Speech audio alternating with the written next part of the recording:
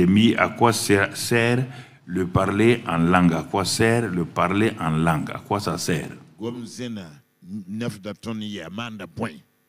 Tout ce que on nous apprend sert à quelque chose. Tout ce que même l'homme fabrique, il veut que ça serve à quelque chose. Donc, le parler en langue que Dieu a donné aux chrétiens, à quoi ça sert? Et pour saisir certaines choses que le cerveau humain refuse de prendre en compte, n'oubliez pas, le cerveau est logique. C'est-à-dire qu'on lui a donné une logique, tant que ce qu'il ne comprend pas, il rejette. Scientifique, je vous dis, c'est la votre erreur. Vous croyez qu'on peut tout mettre dans la science. Donc, tout ce que vous ne comprenez pas, vous rejetez. Et c'est ce qui a fait parfois le problème en Afrique. Il y a des microbes dans l'eau.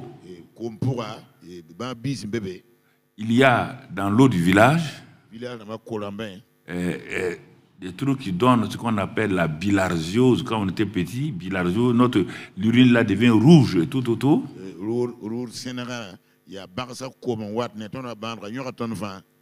Et on a dit que non, ce sont les génies, ce sont ceci, ce sont cela. Des gens sont allés étudier. Les premiers étudiants sont revenus. Et ils ont pris l'eau du village là.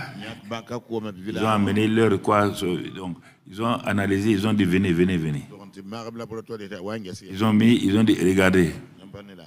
Il y avait des êtres vivants qui sont dans l'eau là. Il dit c'est ça qui donne la bilharziose, c'est pas les génies, c'est pas tant. Les gens du village, ils sont habitués à... Non, ils ont voulu contester. Les enfants leur ont dit, papa, regarde les choses qui sont là. Bon, si ce n'est pas vrai, on va faire une expérience. Donc, tous les enfants qui avaient bilharziose là, on va les traiter. Ils les ont traités. Après, ils ont commencé à leur donner de l'eau qui a été désinfectée et tout, qui a été tout. Et ils ont dit aux autres enfants là qui n'avaient pas de bilharziose de boire l'eau du marigot là. Au bout de quelques temps, ceux qui buvaient l'eau du marigot là avaient bilharziose. Et les autres là n'avaient plus de bilharziose. C'est ainsi qu'ils ont commencé à convaincre les parents là que tout ce que ils ont dans leur tête là, ce n'est pas réel. Donc, en ce moment-là, le village a commencé à être sauvé. Sinon, les enfants avaient des choses, des infections, la bilharziose se transformait, donc ça faisait des dégâts dans le village. Donc, il y a des choses, quand on vous dit, il faut s'asseoir, examiner, prendre et regarder. Je dis ça, je vous dis des choses que vous devez comprendre. Bon, vous savez, parfois j'aime discuter avec les scientifiques parce que je vais leur démontrer que toi tu étais un petit ignorant il y a 20 ans. On t'a pris pour te mettre à l'école et on a sorti de toi l'ignorance doucement. On a mis la connaissance. Or, il n'y a pas de connaissance exacte. Tout ce qu'on appelle science exacte, là, c'est faux. Ça n'existe pas. Nulle part. Nulle part. Il n'y a pas de science exacte. Ni les mathématiques, ni la médecine, ni rien. Il n'y a rien d'exact.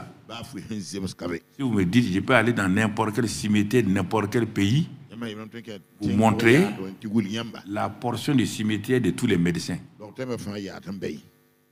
Où ils ont tué, ils sont là-bas. Par ignorance, par erreur, par tout.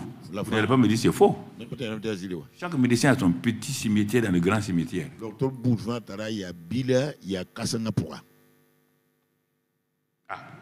Comment qu'il le dit? C'est eux-mêmes.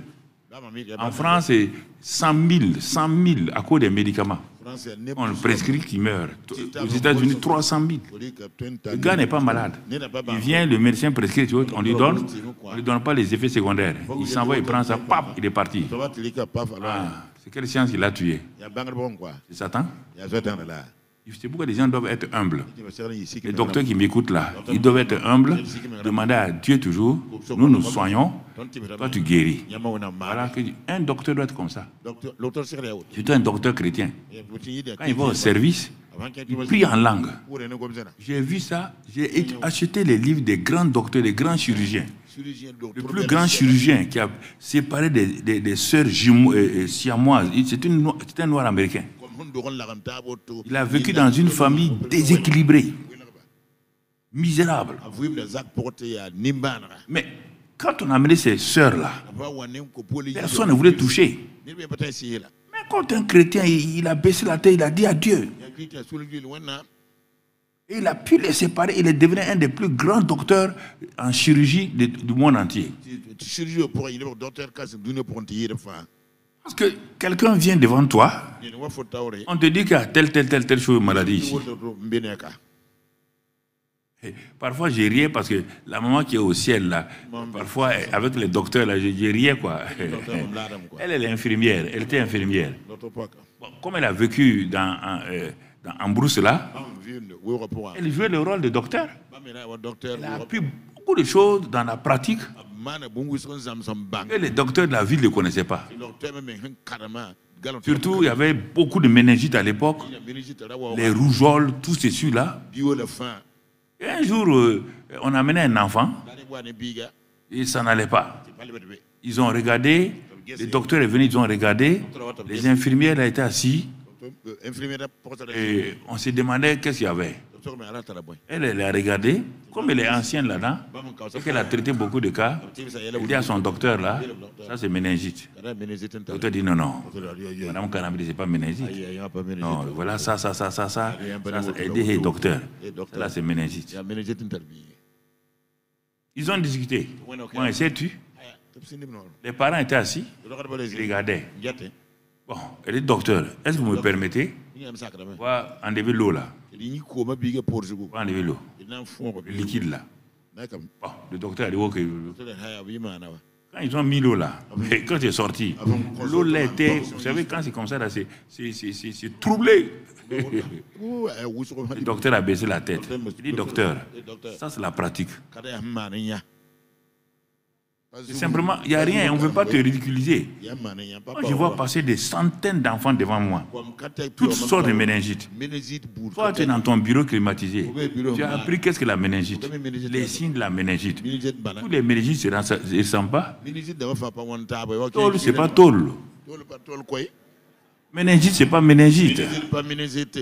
Ah. Je vous dis ces choses-là. Il ne faut pas vous fâcher, petit docteur, là, pas vous fâcher. Hein. Tu ne peux pas me convaincre de ça. Calme-toi et puis assois-toi tranquille. Tu comprends? Vous croyez que les dieux, les grands dieux, regardez les dieux là. Tous les arbres qu'il a donnés, les arbustes là, ce sont des médicaments de la nourriture. Combien d'arbres et d'arbustes nous avons exploités? Si l'homme n'était pas tombé, tout ce que Dieu a créé là, c'était notre nourriture. Regarde ces millions, dans chaque nation là, des millions d'arbres, d'herbes, c'était notre nourriture. Et aujourd'hui, ces millions d'arbres continuent à exister. On n'exploite même pas 100. Ça veut dire que nous refusons la connaissance de Dieu et on a des problèmes. Le vrai problème qu'on a. Pourquoi Big Pharma, la pharmacie mondiale, ne veut pas guérir les gens? Je le dis haut et fort. Il ne veut pas guérir les gens. Ils veulent soigner. Il y a longtemps, quand on était petit, on dit guérir. Quand on a grandi, on a enlevé le mot guérir. On a mis le mot soin. Quand Covid est venu, on disait aux gens de ne jamais dire qu'on peut guérir Covid. Vous avez entendu, non? De ne pas dire, on ne peut pas guérir Covid. Mais si on ne peut pas guérir Covid, non, où est Covid? Mais pour nous convaincre, ils sont d'inventer Covid. Et ils ont dit que, toi, ils devant des gens, ils disent au mois de mars 2024, là, il y a un nouveau Covid qui vient maintenant. Que lui, il est dangereux. Hein? Comme tu es leur agent commercial, et toi qui vas vendre le produit là avec ton téléphone, Gao, si tu n'arrêtes pas ça, Dieu va te créer des problèmes. Vous voyez? Il y a des choses que je profite vous dire là. Ce n'est pas le message, non. Il faut introduire certains éléments. Il faut introduire certains éléments. Il faut introduire. Donc, c'est la même chose avec le parler en langue. Du point de vue spirituel, tout ce que l'homme ne peut pas analyser spirituellement, il les rejette. Il se méfie. Est-ce que c'est bien? Normalement, il doit avoir, si c'était, on te dit une langue venant du Saint-Esprit. Tu ne connais pas le Saint-Esprit. Le Saint-Esprit a son vocabulaire. Il a ses lettres, il a ses syllabes, il a tout. Comme le français, l'anglais a aussi ses mots. Tout. Son alphabet. Et c'est pourquoi on apprend l'alphabet, donc français, anglais, pour pouvoir le parler.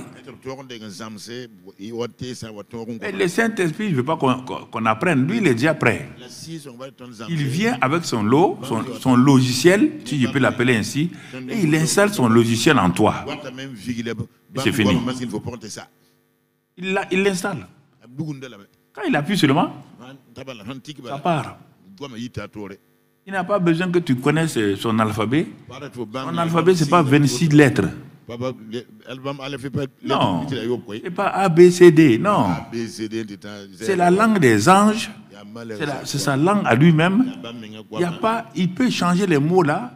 Tu peux prier 20 heures et tu vas trouver des paroles qui sortent. Mais si toi tu limites ça, ceci ou cela, va prier en anglais. Au bout d'une heure, tu es découragé, tu es fatigué. Va prier en langue pendant 3 heures. Plus tu pries longuement, plus ton être intérieur est renouvelé. Donc tu sais qu'il y a une puissance dans le parler en langue. C'est pourquoi je dis, à quoi sert le parler en langue?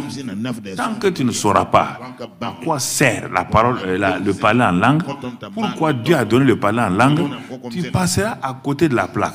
Tu vas tout le temps critiquer, tu vas tout le temps faire ceci, à la fin tu vas pécher contre le Saint-Esprit en disant que le parler en langue vient du diable. Un chrétien mûr qui dit ça, Jésus a dit, quiconque pêche contre le Saint-Esprit ne sera pas pardonné sur la terre, ni dans le ciel. Donc fais attention. Tu ne connais pas les choses, il ne faut pas être orgueilleux pour dire que ceux qui parlent en langue là, ça vient du diable. Jésus l'a dit, c'est dans la Bible. C'est dans la Bible là-bas. Si tu ne connais pas, tais-toi, reste tranquille. Ne va pas pécher contre le Saint-Esprit. Quand tu pêches contre le Père, il y a pardon. Le Père a tant aimé le monde, il a donné son Fils pour le pardon. Si tu pêches contre Jésus, il y a pardon.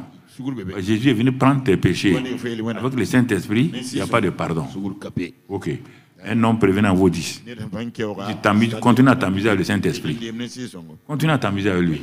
Continue à dire quand tu vois quelqu'un qui chasse les démons, tu dis c'est par Belzébul. Tu as vu dans la Bible, là, tout ce qui ont dit ça, là, ils ne sont pas allés loin. Voilà. C'est un avertissement que je te donne et que tu comprennes très bien.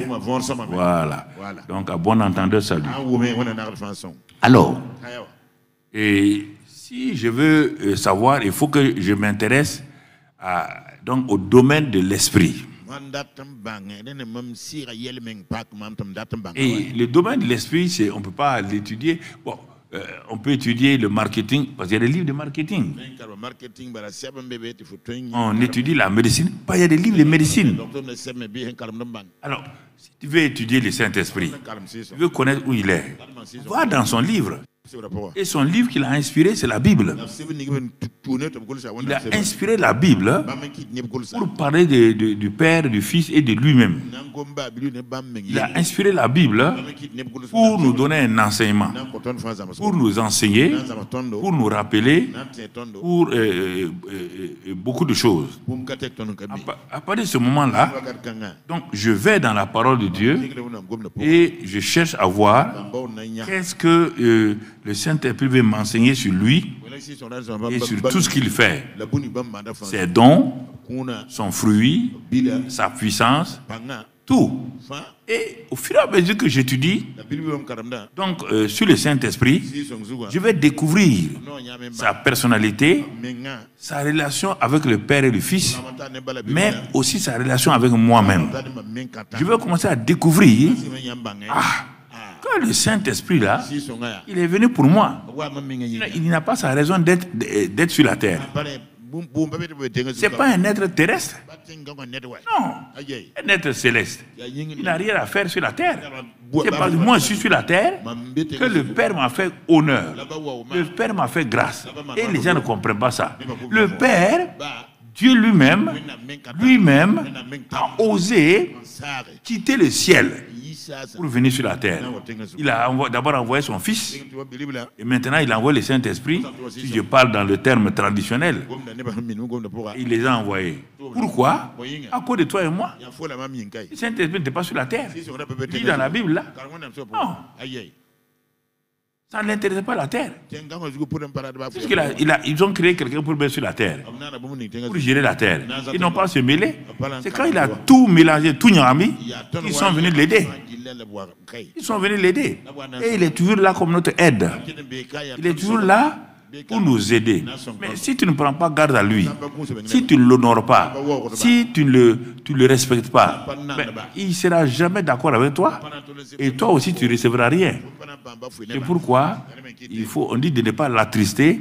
C'est pourquoi Étienne a dit, homme au cou raide, vous avez résisté toujours au Saint-Esprit. Et vous avez tué les prophètes que Dieu a envoyés pour vous enseigner. Et à cause de ça, ils l'ont tué. Mais ça a été catastrophique, puisque Jésus a dit, parce qu'ils font le mal là, il dit qu'un homme va venir, il va raser Jérusalem. Il n'y aura même pas pierre sur pierre.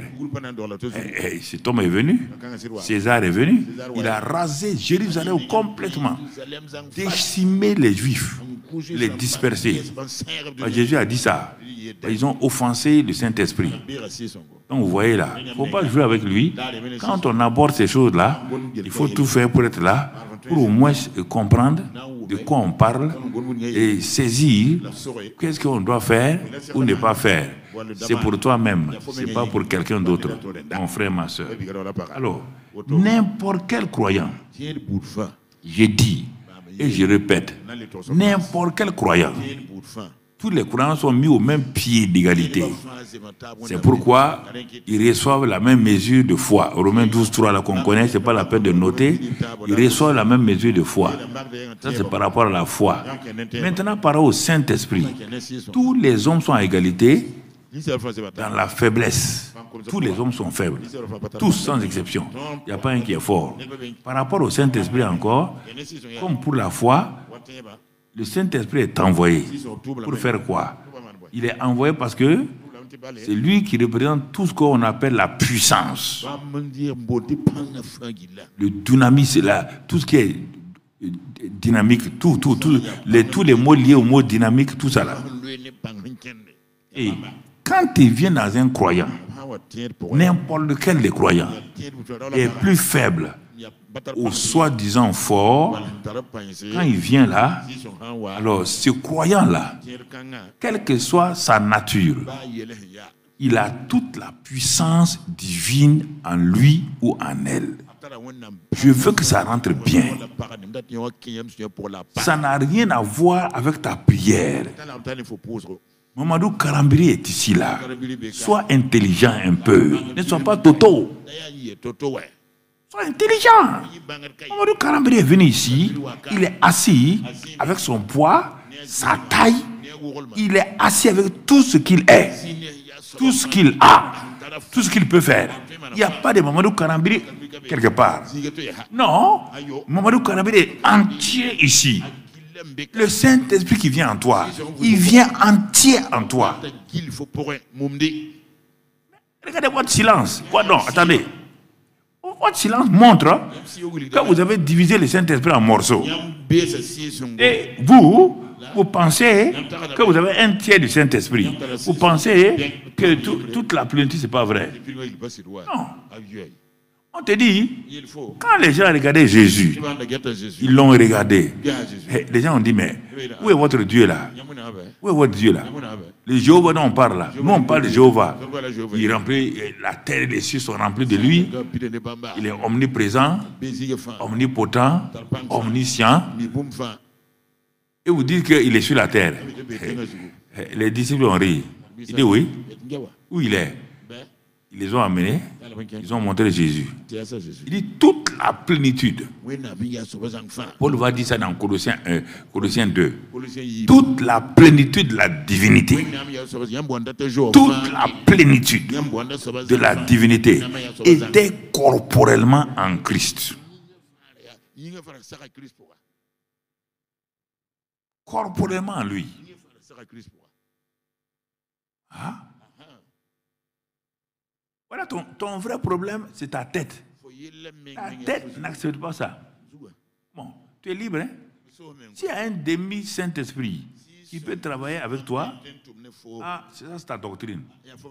S'il y a un Saint-Esprit faible qui peut travailler avec toi, ça c'est ton problème. Mais moi, c'est une chose, que le Saint-Esprit qui est en moi là, il est dans la plénitude. Maintenant, je ne sais pas l'écouter comme il faut. Maintenant, parfois, je ne suis pas docile. Et à cause de ça, je peux échouer. Ce n'est pas le Saint-Esprit qui échoue. Parfois, je peux résister au Saint-Esprit, croyant que c'est le diable. En ce moment, ça ne marchera pas. Le problème n'est pas chez le Saint-Esprit. Le problème est à mon niveau. Ma compréhension n'est pas claire.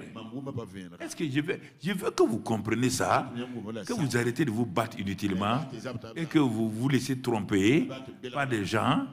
Il n'y a pas un homme, il n'y a pas une femme, quel qu'il soit, qui peut dire que lui il fait ça là sans le Saint-Esprit. Tu vois? Nous avons besoin de toute la puissance du Saint-Esprit. Et quand il vient à nous, il vient avec sa puissance, il vient avec sa qualité, sa sainteté, il vient avec tout. Pour nous permettre de faire quoi? Pour nous permettre de vivre la vie chrétienne. Parce que la vie chrétienne n'est pas naturelle. On ne peut pas la vivre. Toi et moi, on ne peut pas la vivre. Ce n'est pas une religion. Et c'est ça qui fait que les gens sont troublés, ils sont découragés. Parce qu'ils veulent exposer leurs problèmes comme ils exposent chez le médecin ou chez le dentiste. Ils veulent non, c'est pas comme ça la vie chrétienne. Il y a quelqu'un qui vit en toi. Il a tout. Et confiant d'abord en lui. Parce qu'il a dit, le premier premier paraclétos qui s'appelle Jésus, il nous a dit ceci: vous recevrez une puissance lorsque le Saint-Esprit viendra sur vous. Et ça va vous permettre d'être des témoins. Mais il dit, avec moi, Jésus, vous recevrez le salut. Quand moi je viens là, c'est le salut. Quand le Saint-Esprit vient là, c'est la puissance. Toi tu dis que tu as cru en Jésus, tu as le salut. Et toi tu dis que tu as cru donc au Saint-Esprit, tu n'as pas la puissance. Quelque chose ne va pas. Rentrez en vous-même. Rentrez en vous-même. Il y a un menteur quelque part. C'est toi et moi, c'est pas le Saint-Esprit. Ah oui. Si tu doutes de la puissance du Saint-Esprit en toi, comment toi tu peux accepter que toi tu es sauvé? Quelle est la preuve que tu peux donner? Lève-toi et dis-moi quelle preuve tu peux donner que toi là, si tu meurs maintenant là, tu vas au paradis. Si tu ne crois pas que Jésus t'a sauvé, que Jésus est ton agneau et qu'il demeure en toi, si tu ne crois pas ça là, comment tu vas faire? Et si tu crois ça, tu ne crois pas à la puissance du Saint-Esprit. Si tu tombes raide mort maintenant, qui va t'amener au ciel? C'est le Saint-Esprit. Tu ne crois pas en lui. Tu vas rester là. Ton corps reste, ton âme reste, tout reste ici. Il y a des certitudes que nous devons avoir. Ces certitudes-là, il ne doit même pas avoir un seul doute. Un seul doute. Tu entends mon frère? Un seul doute dans ça. Il y a des certitudes que j'ai mis dans ma vie, j'ai planté dans ma vie. Tu n'as qu'à me réveiller à minuit. Tu n'as qu'à me réveiller à 4 heures du matin. Je te dirai ce qu'il y a là. Je ne veux pas douter. J'ai décidé de refuser. Je ne comprends pas tout. Ce n'est pas mon problème. Quelles sont tes certitudes? Ça n'existe pas. C'est des déclarations comme ça. Quelles sont tes certitudes? Lesquelles? La question est là. Regarde. Cette puissance dont Jésus a parlé, qui est en nous là, mon frère, qui est au milieu de nous, qui est avec nous. En nous, avec nous, au milieu de nous. Si je suis seul, il est en moi. Si nous sommes deux, il est au milieu de nous. Tu vois? Là où 2 ou 3 sont assemblés, je suis au milieu d'eux. Si on est plus nombreux, on forme le corps. Il n'y a jamais d'absence du Saint-Esprit en nous. Jamais. Jamais. Jamais. Il n'y a pas un vide quelque part. Non, il n'y a pas de vide. Si tu quittes la présence effective de Christ en toi, tu rentres dans l'omniprésence de Dieu. Il n'y a pas de vide. Tu vas avoir de vide où? Il te répète encore. Il est en toi. Tu dis, ah bon, il est en moi. Je suis ça. Et oui, il est en toi. Ah, mais Seigneur, mais hier là, je n'ai pas senti ta présence en moi. Est-ce que tu étais avec moi? Il dit, j'étais là. Mais pourquoi je ne sentais pas? Il dit, mais même si tu ne sentais pas là, j'étais là. Puis j'ai quitté la présence effective qui est avec toi là. Et je suis rentré dans l'omniprésence.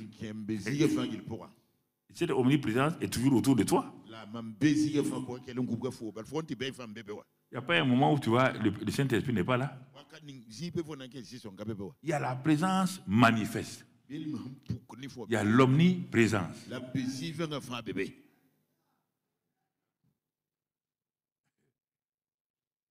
Il y a l'eau du fleuve qui est en toi. Il y a le fleuve qui est autour de toi.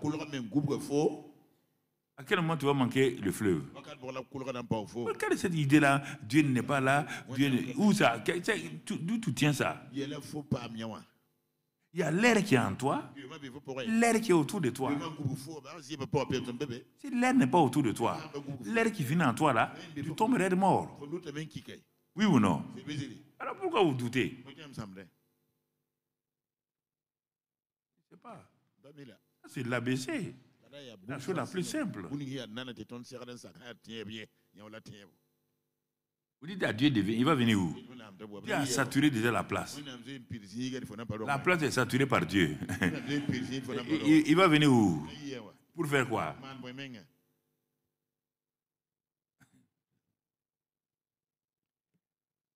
Ce sont ces certitudes que nous ne voulons pas accepter. Non, on ne veut pas accepter ça parce qu'on pense que, bon, il y a ça. Donc, tu comprends? Alors, puisque cette puissance divine est en moi, alors, regardons, Paul n'a pas connu Jésus. Moi, Ma position est comme celle de Paul. Je n'ai pas connu Jésus physiquement, ce n'est pas un problème. Alors, je regarde Romains 8, 31. Romains 8, 31. Et je regarde il dit, bon, Paul, je résume ça. Il dit, mais malgré tout ce que les gens disent là, on a tel problème. Ça, Satan est contre nous. Ceci, cela. Paul s'arrête. Il dit, bon, mes frères, que dirons-nous à l'égard de toutes ces choses dont vous parlez là? C'est que vous n'avez pas compris la réalité spirituelle. Je vous entends parler, dit Paul, il dit, que dirons-nous à l'égard de toutes ces choses? Il fait un premier résumé. Il dit, en tout cas, donc ici, si Dieu est pour nous, premièrement, qui sera contre nous? Et il veut les faire réfléchir. Réfléchis ce soir-là. Si toi, tu es assis ici, toi qui as la télévision, toi, tu crois que Dieu est pour toi, quelle est la personne? Quel est l'être? À moins qu'il soit fou pour être contre toi. Mais ce sont tes propres pensées qui les attirent. Parce qu'il y a des failles en toi. Il y a des doutes en toi. Et tu as ouvert la porte par ta manière de vivre. Ils ne viennent pas contre toi. C'est toi qui les as attirés. Les mouches se tiennent tout le temps au dehors. La place des mouches, c'est au dehors. Mais amène un cadavre ici. En 5 minutes, tu ne sais pas d'où les mouches viennent. Ce ne sont pas les mouches qui sont venues. C'est parce que tu as amené un cadavre. Tu as amené une chose pourrie que tu as ouvert la porte aux mouches là. Parce que l'atmosphère a été souillée. Et l'atmosphère que les mouches aiment, tu es venu installer ça. Tu les as appelés. Les démons sont venus quand tu leur as donné une atmosphère. Les esprits sont venus la nuit parce que tu leur as donné une atmosphère. Et comme c'est leur... L'eau, quand tu enlèves le poisson de l'eau, il a des problèmes. Quand tu le mets dans l'eau, le poisson nage correctement. Quand tu prends l'oiseau, tu mets quelque part, il étouffe, mais jette-le dans l'air, il reprend son vol. Oh, frères et sœurs, il faut que vous soyez logique avec vous-même. Vous êtes logique dans le monde naturel, vous refusez d'être logique dans le monde spirituel. Si vous êtes un enfant de Dieu, vivez dans l'atmosphère de Dieu. Si vous êtes un poisson, vous êtes à l'aise dans l'eau. Si vous êtes un oiseau, vous êtes à l'aise dans l'air. Ou bien, dès le moment où tu es mal à l'aise, ça veut dire que tu as créé quelque chose. Ah oui. Quelque chose ne va pas. Dès que tu sens dans ton corps la douleur, tu as permis quelque chose. Ah oui. Tu ne peux me dire le contraire. Soyez simple là. Vous avez des raisonnements qui ne tiennent pas. Mais regardez. Ça ne tient pas. Ça ne tient pas.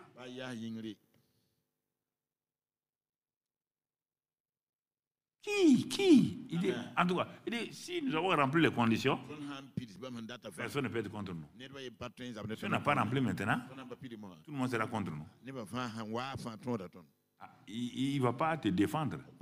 Si toi, tu as amené ton atmosphère. Oui. Parce que vous avez un christianisme déformé, vous pensez que Dieu doit faire ça, Dieu doit faire. Dieu ne fait pas. Dieu n'est pas ton petit garçon de course. Hein? Il faut qu'on se dise la vérité. Verset 32. Regarde. Lui, regarde, il te donne une autre preuve encore. Lui qui n'a pas épargné son propre fils. Il te montre que tout ce que tu vas amener comme argumentation là, ça ne marche pas. Mais qu'il a livré pour nous tous. C'est lui qui l'a fait souverainement. Ce n'est pas ni toi ni moi qui avons demandé à Dieu de livrer son fils. Il l'a livré pour nous. Comment ne nous donnera-t-il pas aussi toutes choses avec lui?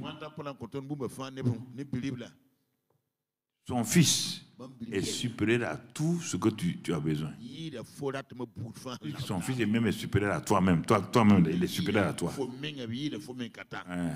Alors, puisqu'il est supérieur à toi, il a pris son fils de le donner. Quelle est la chose qu'il ne veut pas te donner? Réponds-moi. Il ne faut pas insulter mon Dieu comme ça. Là. Moi, je n'aime pas ça. Hein. C'est pourquoi je me fâche tout seul. Là. C'est pourquoi les pasteurs se fâchent. Je me fâche parce que quand ton raisonnement ne me plaît pas. Parce que quand je me fâche là, c'est que tu viens de m'envoyer une flèche avec tes pensées. Un jour, je vais te lever, si tu ne crois pas, je vais te lever, te dire ce que tu as pensé là. Tu comprends? Son fils est supérieur à toi. On te dit qu'il est supérieur à Moïse. Il est supérieur à tous. Mais il s'abaisse pour venir t'aider. Si toi-même là, toi-même il te valorise là, quelle est la chose que toi tu veux dans ce monde-là qui vaut toi-même d'abord? Dis-moi la chose qui te vaut. Dis-moi la chose qui peut te valoir. Alors, si pour toi, il n'a pas épargné son fils, il a donné son fils, quelle est la chose qu'il va te refuser? Il sera un Dieu insensé, un Dieu fou.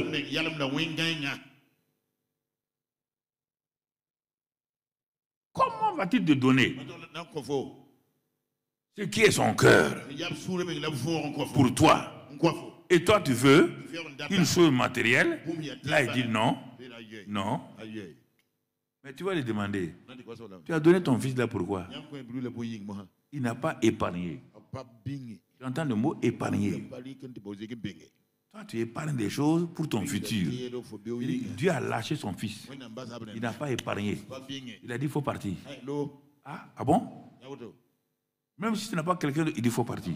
À cause de celle-là, il faut partir. À cause de celui-là, il faut partir. Et tu te fous de lui. Et tu ne veux pas que je me fâche, que le pasteur se fâche. Tu te fous de lui. Ça, c'est quoi? Toi-même là, ton enfant que tu as là, tu peux le donner pour quelqu'un? Est-ce que tu peux donner ton enfant pour quelqu'un? Alors, réfléchissez. C'est ça qui fait votre faiblesse. Vous êtes derrière Dieu pour des menus frétins. Pas parce que vous l'aimez. Il a donné son fils. Ah, oui, il a donné son fils. Oui, oui, on va chanter.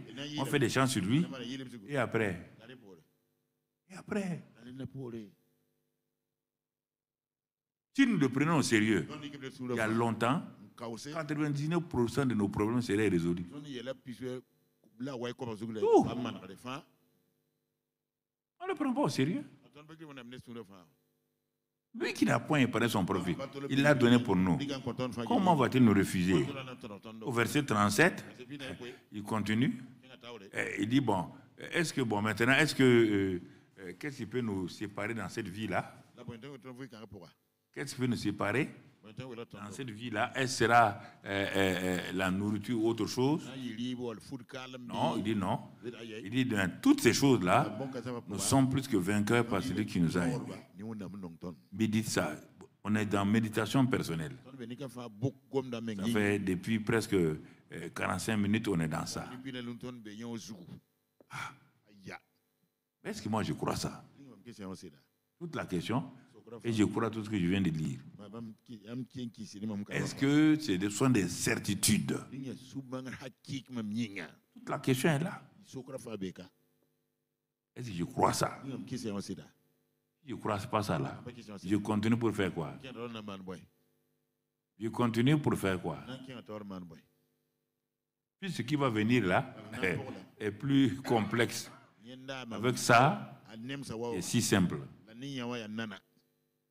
Jésus dit, si je parle des choses de la terre, vous ne croyez pas. Il dit ça à Nicodème. Si je parle des choses du ciel, comment vous allez croire? Vous n'êtes jamais parti là-bas?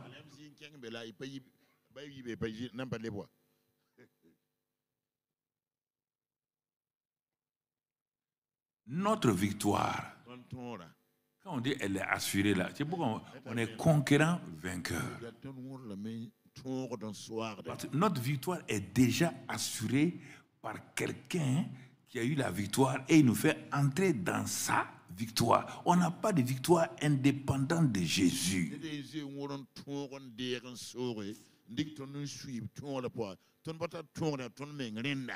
Le problème, chacun pense qu'il va avoir sa victoire pour se comparer à l'autre, pour dire que lui, il a la foi. C'est du mensonge. Tout ce qu'on a comme victoire est lié à Jésus. Il n'y a pas un chrétien, il n'y a pas un prophète, il n'y a pas quelqu'un qui dit qu'il est parti en campagne, les gens ont été guéris. Et non, non, ils ont été guéris parce que Jésus a déjà guéri les malades.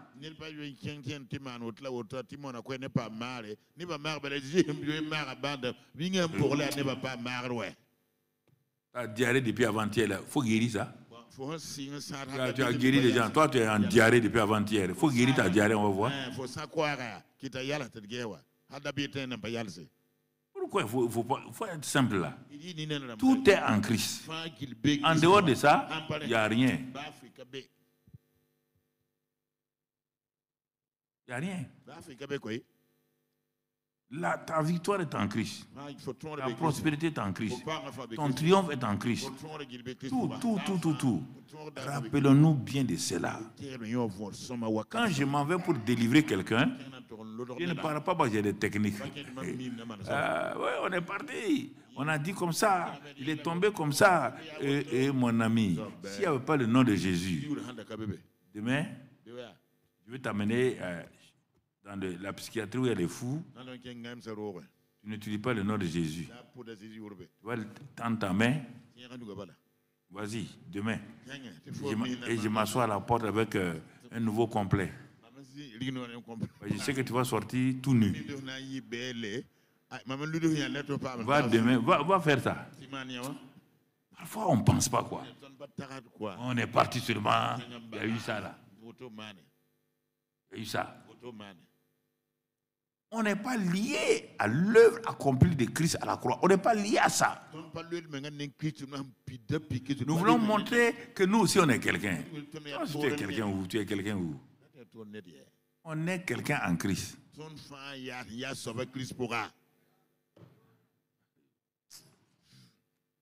On est quelqu'un en Christ. En tout cas, moi, c'est ça que je connais. Si toi, tu es quelqu'un en dehors de Christ, bonne chance. Que Dieu t'aide à aller de l'avant et que je vois cela. On te dit qu'il parle aux petits-enfants, allons dans 1 Jean 4.4. 1 Jean 4.4. Je vais dépouiller les choses que tu comprennes. 1 Jean 4.4. Il n'a pas dit ici, vous, jeunes gens. Il n'a pas dit, vous, père. Il prend le niveau le plus bas.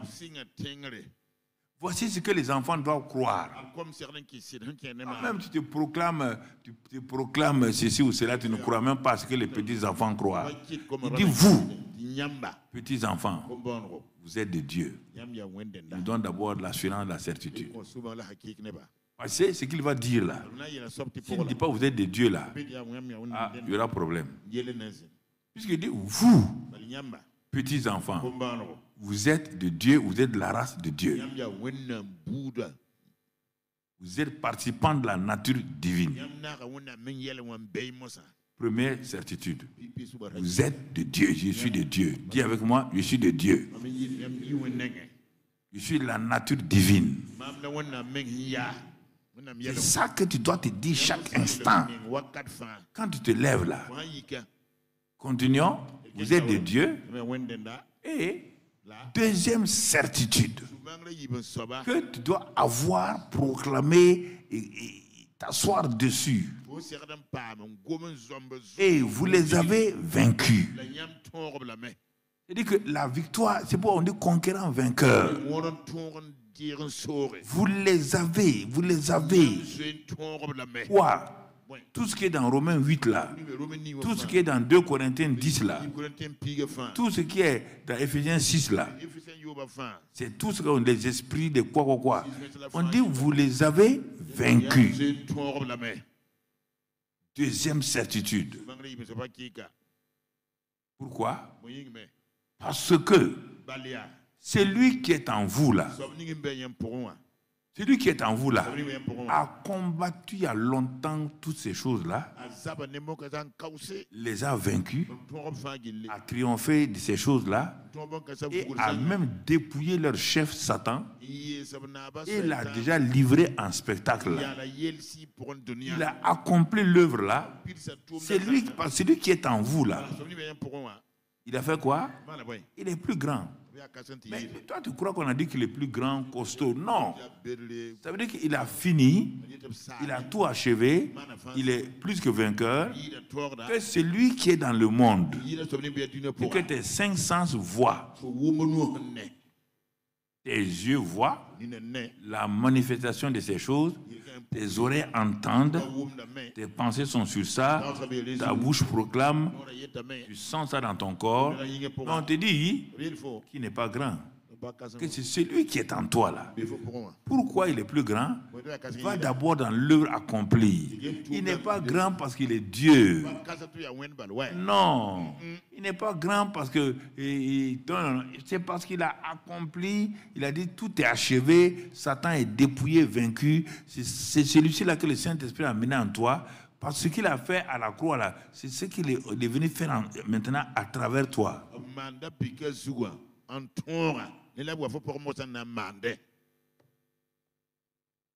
Il faut accepter ça. Bon, je n'accepte pas. Bon, il n'y a pas de problème. Tu as la liberté d'aller faire ce que tu veux. Mais oui. Mais ce qui est là, ce que je n'aime pas quand même, si tu fais ce que tu veux là, tu restes là-bas avec ce que tu as. Oui. Pas mélanger avec des affaires. On soit honnête entre nous. Pas la peine d'être hypocrite. Ok. Mais es-tu conscient? Acceptes-tu ces certitudes-là? Est-ce que tu t'es assis un jour, tu t'es défié toi-même? Incrédule que je suis là. Hein? Je fais semblant de croire aux choses de Dieu devant tout le monde. Mais en réalité, je suis un hypocrite incrédule. Un hypocrite incrédule. Est-ce que je crois ça là? Tu t'es assis, tu t'es mis en cause toi-même. Tu t'es défié toi-même. Est-ce que tu t'es posé la question là? Tout ce que je viens de dire, est-ce que je crois ça? Tu n'as jamais fait. Toi, tu fuis. Tu te fuis toi-même. Tu sais que tu es faux. Tu sais que tu es fausse. Tu te fuis toi-même. Tu n'oses pas te rencontrer. Tu n'oses pas te dire la vérité. Il y en a plein ici. Ils n'osent pas te dire la vérité. Tu sais que tu ne crois pas. Tu sais que tu es incrédule. Tu ne veux pas affronter la vérité. Et tu veux que quelqu'un prenne la responsabilité de te dire ce que toi tu ne crois pas.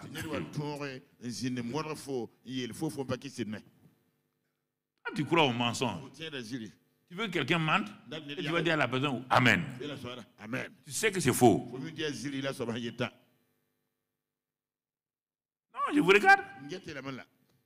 Ceux qui sont à la télévision, la même chose. Tu sais que tu es faux. Tu sais que tu es fausse. Tu ne crois pas au pardon. Tu ne crois pas à l'amour. Mais tu veux que quelqu'un vienne poser sa main sur toi pour mettre l'amour en toi. Il y a plein de places pour l'amour. Le prophète a dit à la femme là, ton huile là, qui est chez toi là, toute la richesse est là. Il y a tout.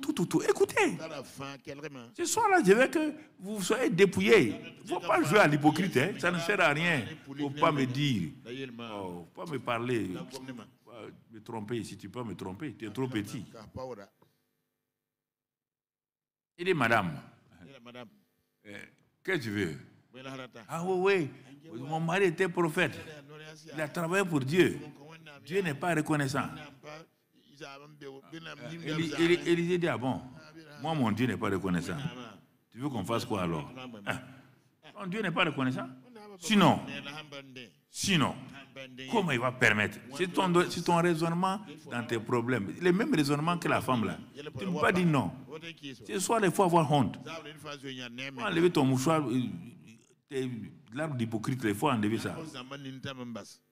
Tu es comme la femme là. Donc elle était assise. Depuis longtemps, elle a jugé Dieu. Elle a jugé les prophètes. Sinon, un homme qui a servi Dieu comme prophète, comment on peut venir prendre ses enfants après la mort, après sa mort, pour en faire des esclaves? Si ton Dieu là est vrai, prophète, c'est comme ça que vous raisonnez? Papa, mais pourquoi si Dieu m'aimait, pourquoi il y a ça? Quel est ton raisonnement? Quelle est ta pensée? Sois honnête. Ne sois pas hypocrite. Ça ne te servira à rien. Le prophète dit, ah bon? Donc, mais si on vient prendre tes enfants pour vendre, tu veux que moi je fasse quoi? Puisque tu as dit que ton mari était prophète, que Dieu n'a pas été reconnaissant, et Dieu a permis qu'on vienne prendre tes enfants pour vendre. Moi aussi prophète comme ton mari là. Tu veux que je fasse quoi? Maintenant il y avait silence. Ça veut dire qu'il n'y a pas de solution. Ton mari est parti laisser des dettes.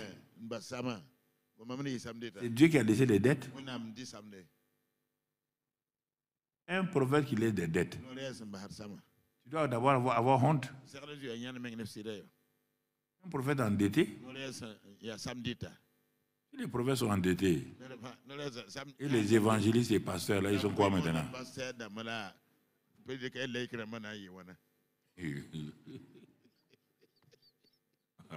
Eh Seigneur, évangéliste endetté. Quand il se promène dans l'assemblée, les gens disent, tu vois, le type là, il est évangéliste, hein? Mais il doit 2500 depuis 3 mois. Et puis il ne peut même pas payer. Quand tu dis au nom de Jésus, paye ma dette. Quel nom de Jésus? Paye mon affaire. Je vous dis là, il faut que vous soyez honnête avec vous-même. Si vous n'êtes pas honnête avec vous-même, Satan te connaît. Les démons te connaissent. Ils ne vont pas t'obéir. Tu ne crois pas ça? Donc tu vois. Il dit, madame, c'est pas difficile. Laisse tomber tes dettes là. Regarde. Il y a la solution dans ta maison. Ah bon? Il dit oui. C'est pas, tu te plains là, depuis des années, que tu n'as jamais vu la solution. Les plaintes ont fermé tes yeux. Les murmures ferment les yeux. Tu ne comprends pas ça, hein? Ce que je dis aujourd'hui. Tu murmures tout le temps dans ta maison. Si Dieu était comme ça, ça te ferme les yeux aux choses que Dieu a préparées. Il a tout préparé pour toi. La bouteille d'huile était là. C'est pas, depuis que son mari est mort, il y a combien d'années, on ne sait pas. La solution était là. Elle était là. Ce n'est pas une nouvelle solution. Il dit, ah bon? Bon. Pour écourter, il faut que tu aies des vases vides. Il faut que tu t'ouvres aux autres. Il faut que tu ailles vers les autres. Il faut que tu fasses une gratitude vers les autres.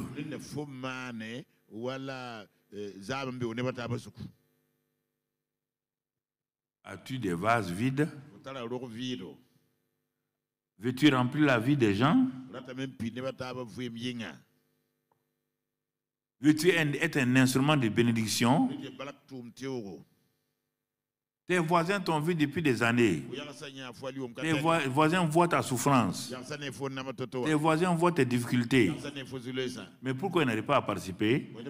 Parce que toi-même, tu es aveugle sur la solution que tu as pour que tes voisins se livrent à toi pour t'aider. Ta solution se trouve dans 2 endroits, en toi et dans ton environnement. Si tu ne respectes pas ce qui est en toi, ce que Dieu a mis en toi, tu ne verras pas les instruments que Dieu va utiliser pour te sortir de ta situation. Tu vas condamner tous les voisins. Ah oui, ils sont méchants. Hein? Ils savent que mes enfants ont des problèmes. Personne ne vient m'aider. Hein? Personne ne fait ceci ou cela. C'est ça que tu fais tout le temps. Ah oui, oui. Il a des moyens. Il ne vient pas nous aider. Et tu es aveugle à la solution qui est en toi et tu es aveugle à ce qui est au dehors. Ramène les deux. L'amour vertical et l'amour horizontal.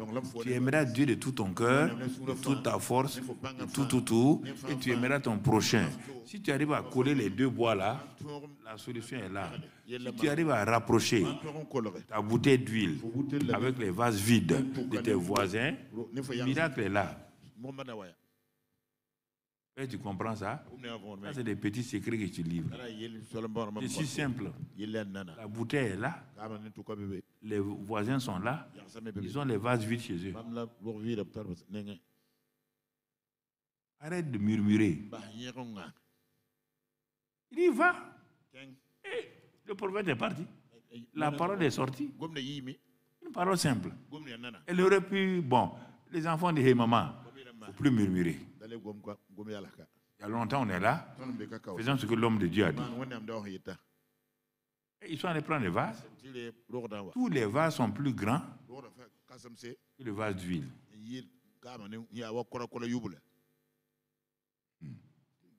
Si tu comprends ce secret-là, apprendre. Hey. Bon, une autre fois, on va venir sur ça. Mais je donne une parenthèse. Si tu comprends ce secret-là, ce que tu as là, quelle que soit la taille, quelle que soit la petitesse, tu veux l'utiliser pour être en bénédiction aux autres là, pour les servir leur vase vide là. Tu vas voir ce que je te dis là. La loi de la multiplication, la loi de la bénédiction va se mettre en branle.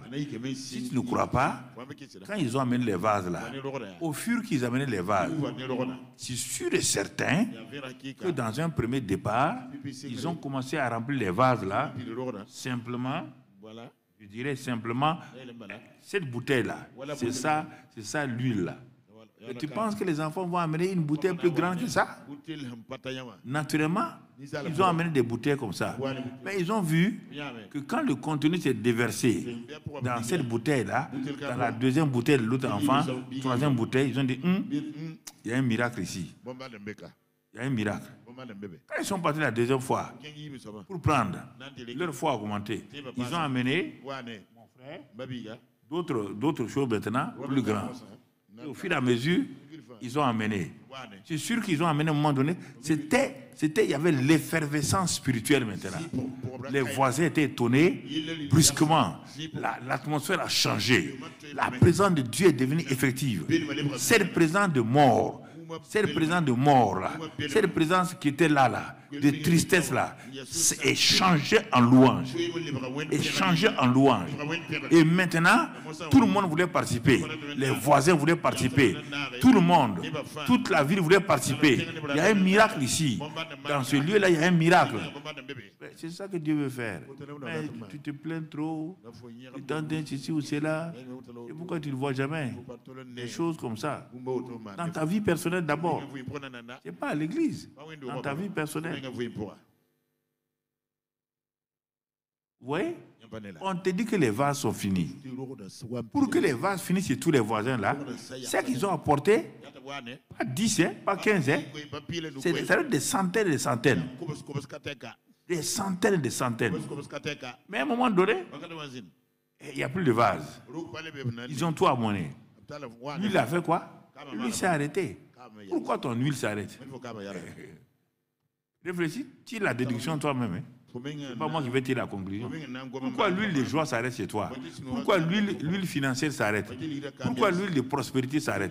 Pourquoi l'huile de succès s'est arrêtée? Pourquoi l'huile de bonne santé s'est arrêtée? Regarde, tu ne donnes plus. Tu veux conserver. Mais ça c'est pour moi, c'est pour moi et mes enfants, c'est ça. Attention, on est dans des temps d'insécurité, faut pas dire comme ça, il faut être sage, il faut être... Au fur et à mesure que tu dis ça, l'huile s'arrête.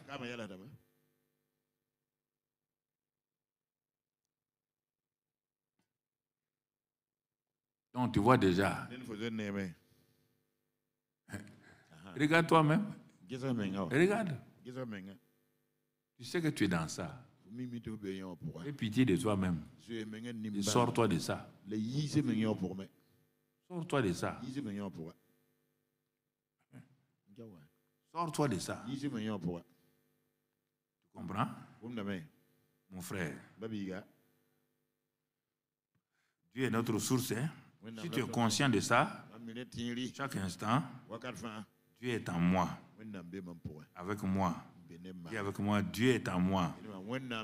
Il est avec moi. Je suis son temple. Et il habite en moi. À cause de cela, je puis tout par son Fils qui me fortifie. Son esprit qui est en moi me fait triompher de toutes mes situations, de toutes mes circonstances. Et par sa parole, j'ai la victoire sur mes montagnes, sur Satan. Je suis roi. Et mes paroles sont puissantes pour renverser toutes les forteresses que Satan dresse contre moi. Ma bouche, mes paroles produisent la vie, produisent le succès. Et chaque fois, en me tenant devant l'ennemi, avec la conscience que le Christ est en moi, je n'échoue jamais.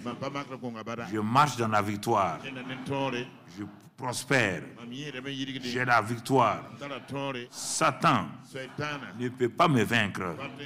Sur la base de l'œuvre achevée, je suis plus que vainqueur. Par le sang de Jésus, j'ai vaincu l'ennemi. Et le Saint-Esprit qui est en moi, il est plus grand que Satan et ses démons qui sont au dehors. Et que, à cause de cela, la grâce de Dieu est sur moi. Seigneur, vraiment pardonne-moi de n'avoir pas pris conscience de cette réalité de ta présence en moi, avec moi, au milieu de nous. Seigneur, désormais, à chaque instant, dans chaque circonstance, en tout lieu, je vais être consciente de ta présence en moi, plus grande que la présence de Satan au dehors. Seigneur, je veux prendre conscience qu'à travers le Saint-Esprit, je peux tout. Je peux vaincre. Je peux marcher dans la victoire. Seigneur, c'est ce soir ce que j'ai pris comme décision de ne plus me laisser aller. Merci Père, au nom de Jésus-Christ. Amen. Comme la veuve, bon maintenant vous priez plus, comme la veuve qui est sortie de sa situation, je proclame ce soir vous sortez de votre situation. Je proclame que ce soir, que tout ce que Satan a mis sur votre dos des fardeaux, ces fardeaux sont brisés au nom de Christ Jésus. Je proclame ce soir que toute vase d'huile, quelle que soit sa taille, dans votre maison, dans votre vie, est suffisant pour pourvoir à vos besoins au nom de Christ Jésus. Je proclame ce soir que la sagesse que Dieu a mise en vous est le début de vos exploits au nom de Christ Jésus. Ce soir, je proclame que partout où vous allez, tout ce que vous allez entreprendre, les œuvres de vos mains, que vous remettez entre les mains du Seigneur, ce sont ces projets qui vont faire donc votre élévation au nom de Christ Jésus. Je proclame que ce que Dieu a décidé pour vous là, et que Satan a mis ces montagnes-là, ces collines-là, ces pierres devant vous, ce soir, toutes ces montagnes sont écartées au nom de Christ Jésus. Ce soir, que la grâce de Dieu qui est dans votre vie là fasse des exploits extraordinaires. Que vous puissiez entrer dans cette vérité-là et que cette vérité-là vous affranchisse totalement. Car le glorieux Saint-Esprit qui est en vous n'est pas venu en vacances. Il est venu pour manifester la gloire de Jésus. Alors à partir de maintenant, la gloire du Seigneur va se manifester en vous. Vos voisins le verront, vos camarades le verront, vos parents le verront. Et la grâce de Dieu va se manifester de telle manière que vous en serez étonnés. Comme Isaac, il allait de gloire en gloire. Vos Abimélec seront étonnés. Tous ceux qui sont contre vous vont attraper leur bouche parce qu'ils verront la gloire de Dieu dans votre vie. Malgré votre faiblesse, le Saint-Esprit fort est en vous. Malgré votre faiblesse, la gloire de Dieu vous accompagne. Parce qu'il vous a choisi pour aller de l'avant, pour progresser, pour réussir en toutes choses, dans le nom de son Fils. Rendez grâce, rendez grâce, rendez grâce, rendez grâce. Rendez grâce en français, en langue, rendez grâce.